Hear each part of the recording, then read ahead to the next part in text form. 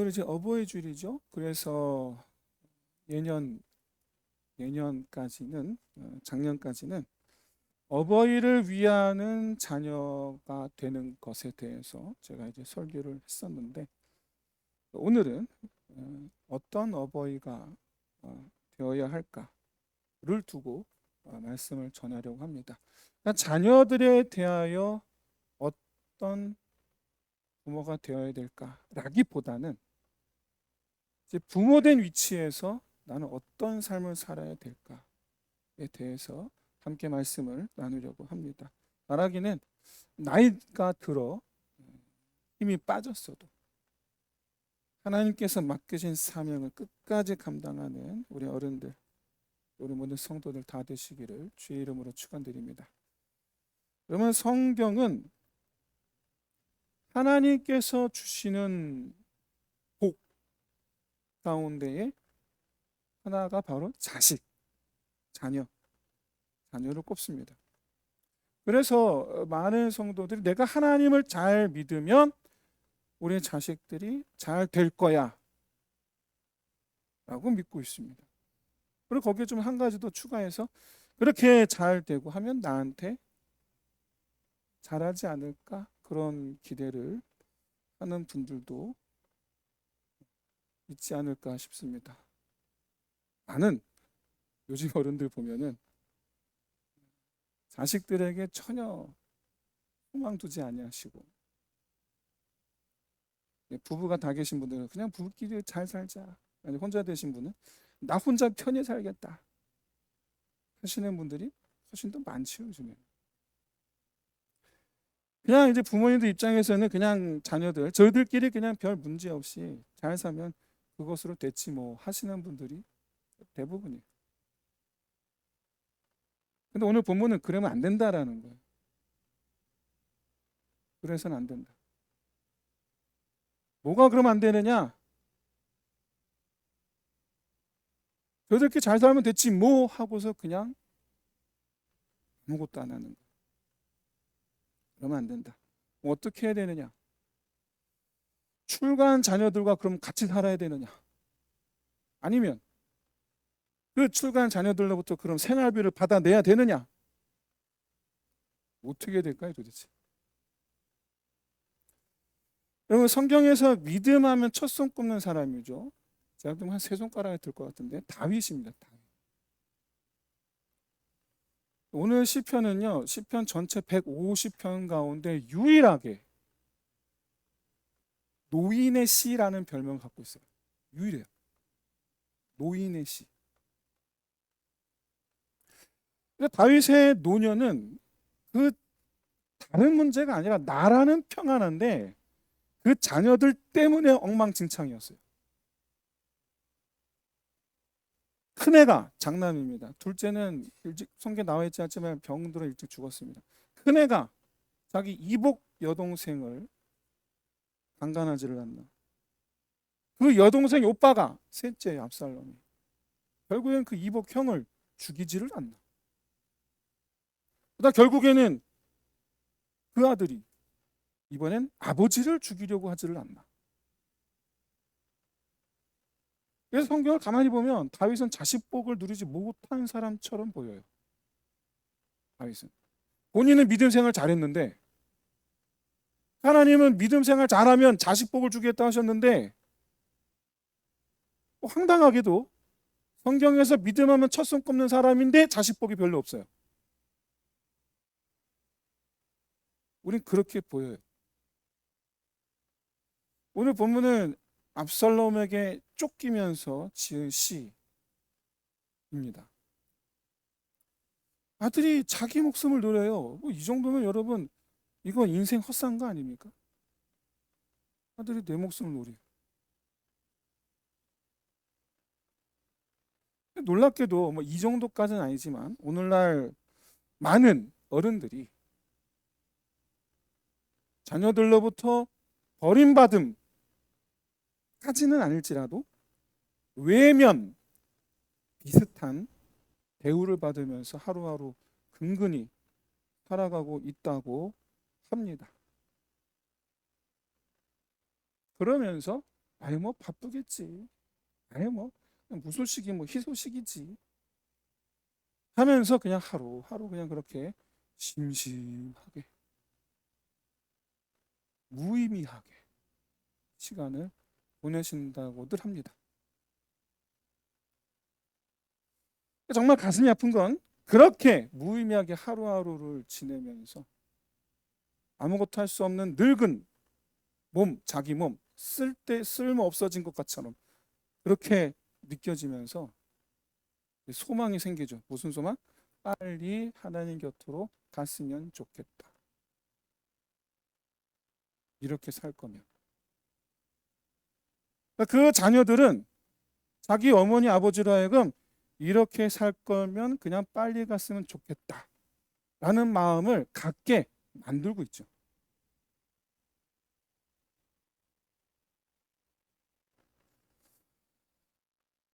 실제로 90이 넘은 한 권사님 저절로 신방 와달라고 해서 제가 갔습니다. 그런데 제가 가자마자 그날 또 제 휴일이었는데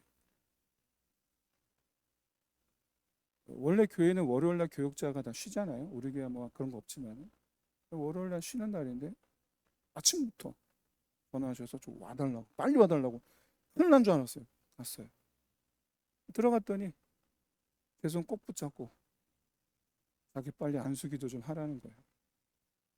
하시는 말씀, 목사님 나 지금 쓸모없이 숨만 쉬고 있습니다. 그냥 빨리 불러주시라고 기도 좀 해주시오. 그 기도 해달라고 월요일날 쉬는 목사 불러다 놓고 안수 기도 해달라는 거예요. 안수까지 해달라는 거예요. 반드시 이루어지도록. 여러분 뭐 저라고 해서 여러분 우리네 부모님의 마음을 제가 다 아는 건 아닙니다. 제가 어떻게 알겠습니까? 그래도 한 가지 분명한 것은 이러시지 않을까 저러시지 않을까 뭐 단정지어 말하기 어렵지만 한 가지 분명한 건 자식이 잘해줘서 만족하는 부모님 아마 많지는 않을 거예요.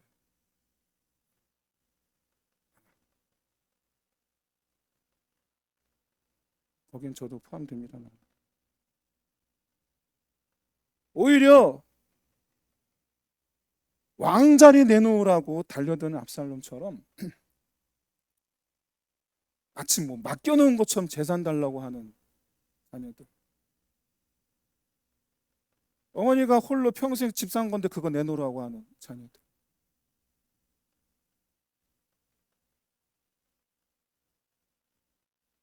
그 눈치 보느라고 마음고생하는 그런 어른들 많이 봤어요. 많이 봤어요. 그나마 여러분 부모님이 돈이 있으면 다행이지. 돈 없으면 잘 찾아오지도 않고 전화도 거의 없죠. 며느리한테 전화 오는 부모님 별로 없고요. 사위한테 전화 오는 부모님 별로 없어요. 놀랍게도 자기가 배 아파 낳은 아들, 딸도 마찬가지예요. 내가 배 아파 낳은 아들인데 별로 전화가 없어요. 근데 이런 상황인데 다윗이 지금 하나님을 찾습니다. 그러면서 이렇게 자기 처지를 고백해요. 주여 나를 버리지 마옵소서. 어떤 나? 늙은 나를 버리지 마옵소서. 쇠약해진 나를 떠나지 마옵소서. 다윗이 갑자기 이렇게 얘기하는 이유는 지금 현재 자기를 반역한 무리들, 아들과 같은 편 먹은 지금까지 내 신하였던 이들, 그들이 하는 말이 10절 11절 말씀이죠. 자기가 늙었기 때문에 하나님께서 다윗을 버리셨노라고.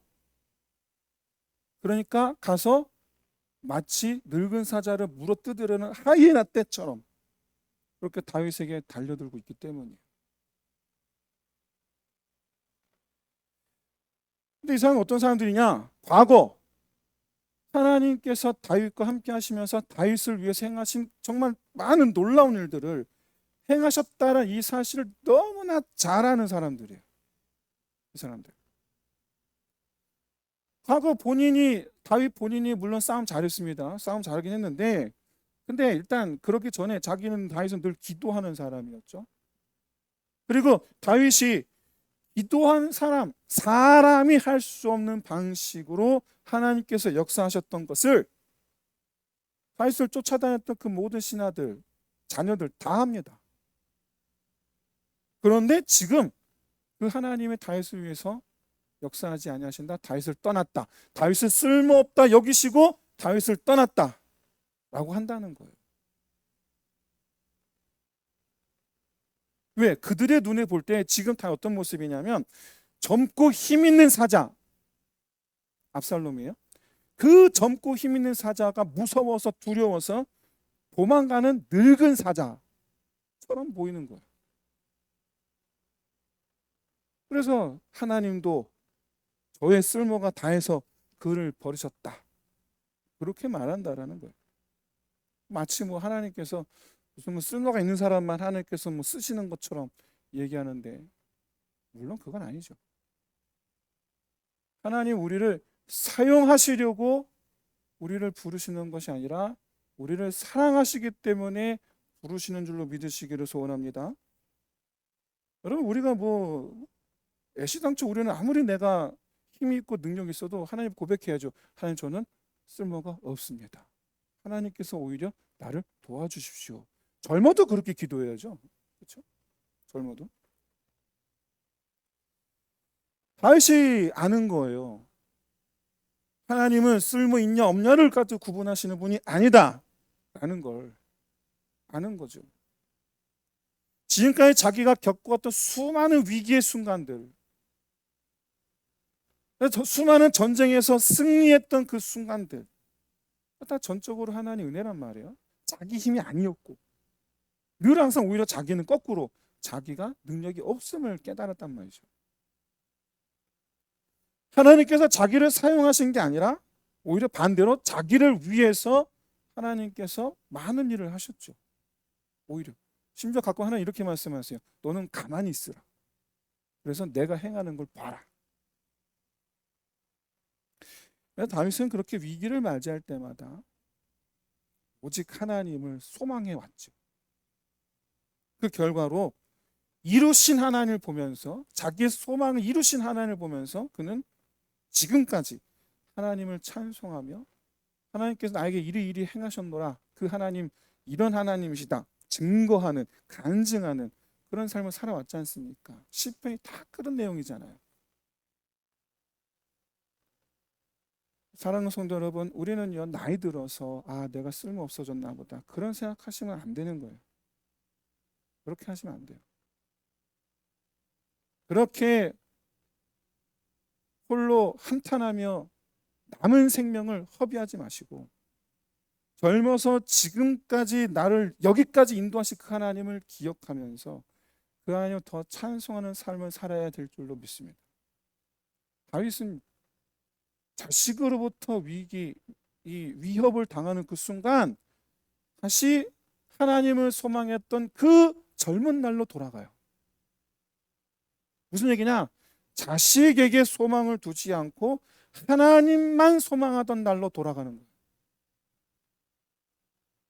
그리고 젊은 날로부터 지금까지 역사하셨던 그 하나님을 기억하면서 이번에도 똑같이 행하시리라, 그 하나님께 그렇게 소망을 두고 이번에도 역사하실 그 하나님을 내가 찬송하겠습니다. 그래서 다시 한번 자기를 위해서 이번에도 역사하실 그 하나님을 내가 간증하며 그 하나님의 어떠하심을 내가 증거하는 삶을 살겠습니다. 남은 삶을 그렇게 살겠습니다. 다윗이 뭐라 하는 거냐면, 나는 늙어서 아무것도 할 수 없어 하고 자기 처지를 비관하는 게 아니라 오히려 지금 사명감을 불태우는 거예요. 지금 오히려 어떤 사명감? 젊어서 지금까지 도우신 하나님, 늙었으나 여전히 나를 사랑하시는 그 하나님을 내가 신뢰합니다. 그 하나님께서 지금도 나를 위해 역사하실 줄 믿습니다. 내 남은 삶이 그 하나님을 증거하는 삶이 되게 하여 주옵소서. 이게 사람의 인생이 될 줄로 믿습니다. 이게 은퇴하고 나이가 들었어도 자식 의지하는 부모가 아니라 자식에게 하나님을 향한 믿음을 가르치는 그런 믿음의 거목이 되어야 됩니다. 나를 돌보는 건 자식이 아니라 하나님이시라는 것을 증거하는 그런 믿음의 삶이 되어야 됩니다. 부르신 날까지. 부르신 날까지. 공의, 하나님의 공의가요. 우리는 하나님의 공의 그러는데 하나님의 공의가 뭐냐 하면 하나님을 대적하는 자들에게는 심판이고요. 하나님의 자녀들에게는 은혜입니다. 이게 하나님의 공의의 성격이에요. 다윗이 늘 항상 하나님의 공의를 부르짖어요. 이게 무슨 뜻이냐면 하나님 앞에 죄 없는 나 은혜 베푸소서 그 뜻이에요. 이게. 오늘 우리 인생의 마지막까지 붙잡아야 되는 것이 바로 하나님의 은혜인 줄로 믿습니다. 근데 내가 어떤 사람이어야 되냐는 거.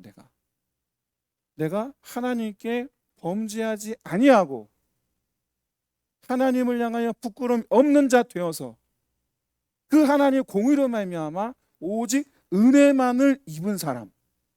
그래서 내가 오직 하나님의 은혜만을 입어 그 은혜를 증거하는 인생. 그게 하나님 부르신 날까지 우리의 인생이 되어야 될 줄로 믿습니다. 수많은 위기를 헤치고 여기까지 오기를 하나님 은혜로 달려왔노라 를 이렇게 전하는, 가르치는, 증거하는 인생. 그게 앞으로 저와 여러분의 인생이 되시기를 주의 이름으로 축원드립니다. 오늘 어버이 주일이에요. 지금까지 작년까지 어버이 주일 부모님께 효도하는 자식이 되어야 됩니다라는 주제로 제가 말씀을 전하여 왔었는데, 근데 여러분 실제 현실 어떻습니까? 부모님 만족하기까지 부모님께 효도하는 자식, 부모님을 돌보는 자녀들 없어요. 현실에서는 없어요. 자기 자식을 위해서는 뭐든지 하는데 자기 부모님을 위해서는 이것저것 따지고 고민하는 게 많아요. 이게 현실이에요. 이게. 자, 제가 이 말씀을 드리는 것은 늙은 부모님을 둔 저와 같은 여러 세대, 우리 젊은 세대를 제가 비난하려는 게 아니라, 그런 의도가 아니라 우리도 그렇게 된다라는 걸 말씀드리는 거예요. 우리도 그렇게 될 거다. 우리가 그렇게 떠받들어준 이 아이들이 나중에 우리를 돌보지 않을 거다라는 거예요. 지금이야 애지중지죠. 지금이야 내 눈에 들어와도 안 아프죠. 근데 그 애가 나를 돌보지 않아요. 외면한다니까요. 눈치 보면서. 내가 아파서 수술했는데 그 수술비조차도 눈치 보면서 그런다니까요. 그런데 반대로 정말로 우리 형편을 돌아보아주는 마음을 다해서 그런 자녀들이, 내 아들, 딸들이 그런다면 야, 정말 너무 감사한 일이죠. 정말 감사한 일이죠. 근데 은연중에 그러지 않을 거라는 걸 아니까 우리도 스스로 노후 준비를 하는 거겠죠. 아이들에게 손 벌리지 않겠다라는 마음으로. 근데 여러분 이 인생에서 우리가 놓치고 있는 게 있습니다. 바로 뭐냐? 우리가 살아가는 과정 자체에 그 속에 하나님의 은혜가 녹아 있어야 된다라는 거예요. 묻어 있어야 된다라는 거예요. 하나님의 은혜의 흔적들이 여실히 뚜렷하게 있어야 된다라는 거예요. 그래서 늙었으나 자녀들에게도 여전히 하나님을 가르치는 인생이 돼야 된다라는 거예요. 여전히. 여러분 여기 모인 우리 젊은 우리 집사님들이나 연세가 되신 권사님 장로님이나 우리는 다 그런 어버이가 되시기를 주의 이름으로 축원드립니다. 오늘 본문에 없는 내용인데 우리는 다윗의 인생의 결말을 알아요. 그런데 이제 솔로몬이라는 훌륭한 후계를 두게 됩니다. 그리고 그의 최후는 존경받는 가운데에서 하나님께로 돌아갑니다. 존경받는 가운데에서. 다윗이 이와 같이 존귀를 얻을 수 있었던 이유는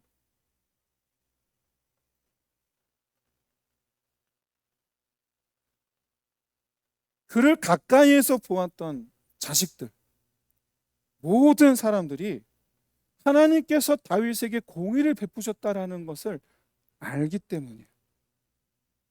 그는 참으로 하나님께서 그에게 공의를 아끼지 아니하셨도다.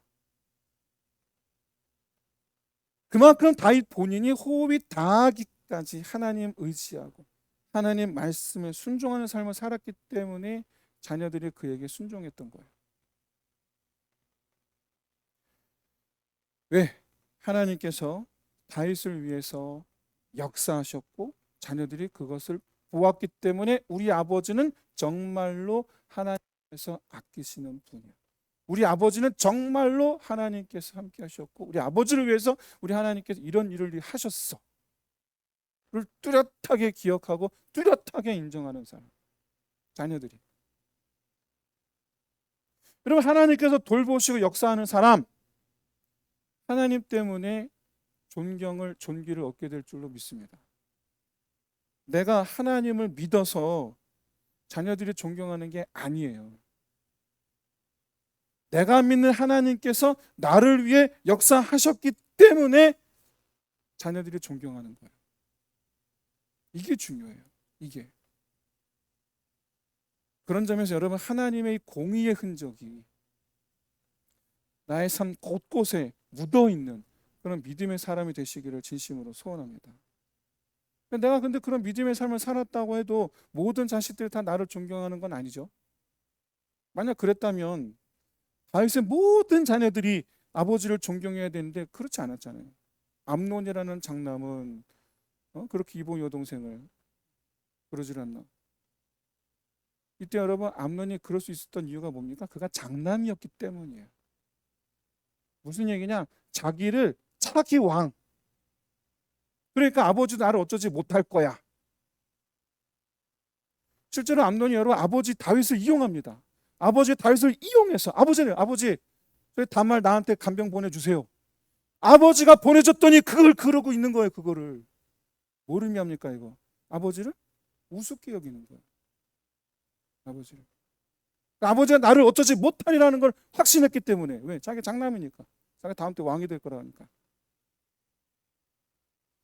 얼마나 아버지가 우스워 보였으면 그랬을까? 그런 자식이 있어요. 압살롬 뭐라고 말해봐야 입만 아픕니다. 왜? 다윗은 죽이려는 아들이잖아요. 아버지를 죽이려는 아들. 아도니아 어떻습니까? 아버지가 살아있을 때에는 솔로몬이 차기 왕이 된 것에 대해서 아무 말 따지 않았어요. 그런데 아버지가 죽고 나니까 솔로몬의 자리를 위협해요. 이게 무슨 얘기냐면 아버지가 죽기를 기다린 아들이에요. 아도니아는. 아버지가 죽기만 해봐. 그거 내가 다시 뺐을 거야. 성경 전체에서 믿음하면 첫손 꼽는 아들인데 자식들은 그런 아버지를 존경하기보단 우습게 여기고 죽이려 들고 죽기만을 기다리고 그런 아들들도 있어요. 믿음이 좋은데, 아버지 어머니 믿음이 좋은데 그 아버지 어머니 아들 중에는 그런 자식들도 있어요. 이거는 자식이 우리의 소망이 돼서 안 된다라는 걸 가르쳐요. 여러분, 내 아들이 내 소망이 되시면 안 됩니다. 오히려 그 아들에게 내가 죽을 때까지 믿음을 가르쳐야 되는 거예요. 오히려 봐라, 지금도 하나님 나에게 이렇게 역사하시지 않느냐. 봐라, 하나님께서 내 기도를 지금까지 이렇게 들으시지 아니하시냐. 봐라, 하나님께서 내 삶에 이렇게 길을 내어 주시지 아니하더냐. 여러분, 다윗의 아들들 전부가 다 그 모양인 건 아닙니다. 왜냐하면 성경에 다윗의 아내라고 언급된 사람만 8명이에요. 정실 부인 8명. 그 8명에게서 19명의 아들을 얻어요. 딸 빼고 아들만 19명. 그런데 그 외에도 이름 없는 처첩이라고 소개하면서 그 처첩들에게서도 아들, 딸들을 얻었다라고 말씀해요. 그래서 도대체 다윗의 아들, 딸들이 몇 명인지 알 수가 없어요. 정말 많겠죠.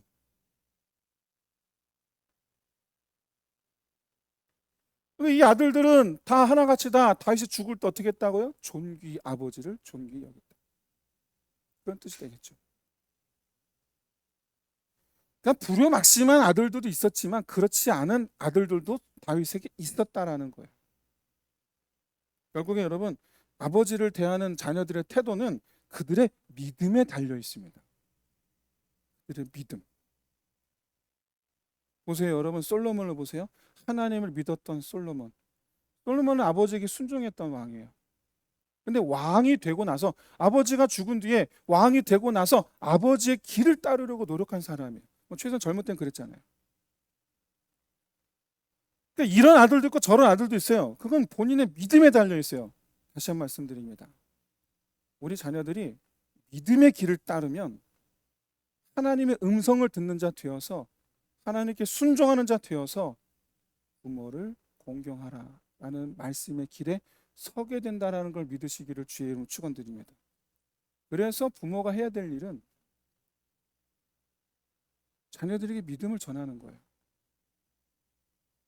근데 그 방법이란 게 말씀을 가르치고 훈육하는 것도 있겠지만 내 삶에 자기 삶에 가득 흔적을 내주시는 이 하나님의 공의, 은혜, 가득한 삶을 사는 거예요.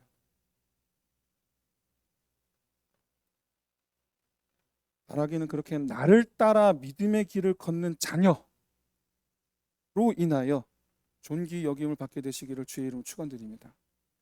부모님을 모시고 살지 않는 요즘 세대의 자녀들에게 부양을 기대하는 부모님 없어요. 안 계세요, 그런 부모님. 저도 왜 부모님 부양하지 않으십니까? 라고 우리 젊은 세대에게, 저의 세대에게 제가 비판하는 의도가 아닙니다. 그런 거 아니에요. 다만 번외로 부탁을 드리자면, 여러분, 저와 여러분이 믿음의 사람이라면 효를 행하라는 하나님의 말씀에 최대한 순종하시기를 부탁드립니다. 어쨌든 제가 말씀드리고자 하는 바는, 부모님을 모시고 살지 않는 이런 시대에 어버이날을 맞이해서 어버이 되시는 분들에게 이런 어버이가 되셔야 됩니다라는 의미에서 지금 말씀을 드리는 건데, 죽기까지 사명인 줄을 여러분 깨달으시길 소원합니다. 내가 죽기까지, 하나님 부르신 날까지 하나님의 은혜를 자녀들에게 증명해 보이고, 그렇게 하나님의 살아계심을 전하는 어버이가 되셔야 됩니다. 그래서 내 자녀들로 믿음의 길로 인도하는 어버이가 되셔야 됩니다. 그래서 그 자녀들이 자기 믿음으로 인해서 믿지 않는 자들보다 배로나 부모님을 존경하는 자녀들이 되게 하는 그런 어버이가 되시기를 주의 이름으로 축원드립니다. 이제 말씀 마치겠습니다. 여러분, 하나님의 공의에, 나를 향하신 하나님의 공의에 감사함으로 그렇게 하나님의 영광이 가득한 그런 내 가정이 된다면, 내 자식들도 나를 통해서 하나님의 영광을 보게 된다면, 그래서 그 자식들도 나와 더불어 함께 하나님께 순복할 줄 아는 자가 된다면, 하나님께서 말씀하신 그런 부모와 자녀의 관계가 될 줄로 믿으시기를 소원합니다. 그래야지 자녀들이 내 면류관이 되는 거예요. 주님 약속하신, 하나님께서 성경에 말씀하신 그 자녀의 복, 네 자녀가 네 면류관이 될지어다, 그 복을 누리게 될 줄로 믿습니다. 그래, 너희들은 잘 살아라. 여러분, 여기서 멈추시면 안 돼요. 별 문제 없이 너희들끼리 잘 살면 됐지 뭐, 그렇게 하시면 안 돼요. 안 돼요. 하나님 앞에서 우리 자녀들에게 내가 하나님의 공의 은혜를 여전히 쫓아 살고 있으면, 그렇게 해서 하나님의 그 은혜 아래서 우리가 어버이다움, 자녀들을 향하여 말씀하신 어버이다움을 회복함으로 존경과 기쁨이 넘치는 그런 충만한 가정이 될 줄로 믿습니다.